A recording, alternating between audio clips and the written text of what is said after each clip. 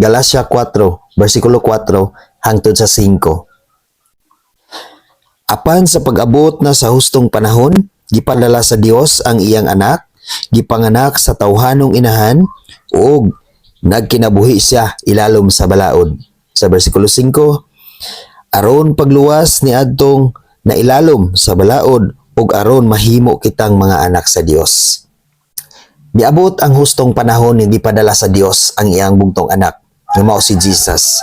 The purpose is aron sa pagluwas sa matag usa kanato, aron mahimo kitang gawas nun sa atong pagkagapos diha sa pagpakasala, diha sa atong pagkatawhanong kinabuhi nga wala nahiusa ngadto sa Dios, aron kitang tanan makaangkon og kaluwasan, aron makaangkon kita og kinabuhing walay katapusan. Gipadala sa Dios ang iyang anak nga mao si Jesus. Karon ang adlaw nga gituuhan sa kadaghanan nga mao ang pagkatao ni Kristo. Apan kung si Kristo na tao diha sa imong kinabuhi, bisag unsang adlaw pwedeng matao si Kristo, aron ka mabag-o, aron mahimong matarong ang imong kinabuhi, aron ka mahiusa diha ni Kristo. Dili ka maghulat og December 25 aron mausab ang imong kinabuhi, kung dili sa matag adlaw pwedeng matao si Kristo diha sa imong kinabuhi, aron adunay kabag-uhan ang imong pagkinabuhi dinhi sa kalibutan.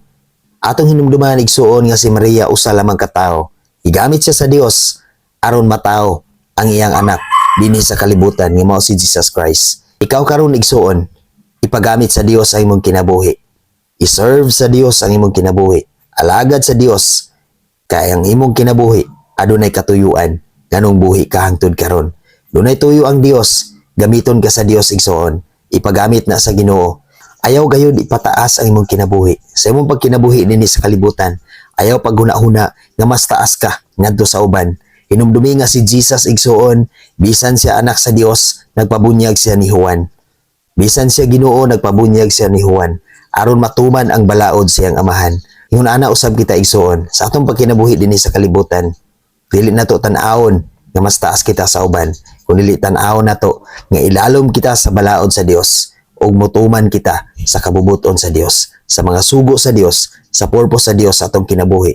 Hinumdumi sa kanunay igsuon nga bisan unsang adlaw pwedeng matao si Kristo diha sa imong kinabuhi, aron dunay kabag-uhan ang imong kinabuhi ug maghari si Kristo diha sa imong kinabuhi ug makita si Kristo diha sa imong kinabuhi. Mahimong maayong wali si Kristo diha sa imong kinabuhi ug makita ang kahayag ni Kristo diha sa imong pagkinabuhi sa matag adlaw.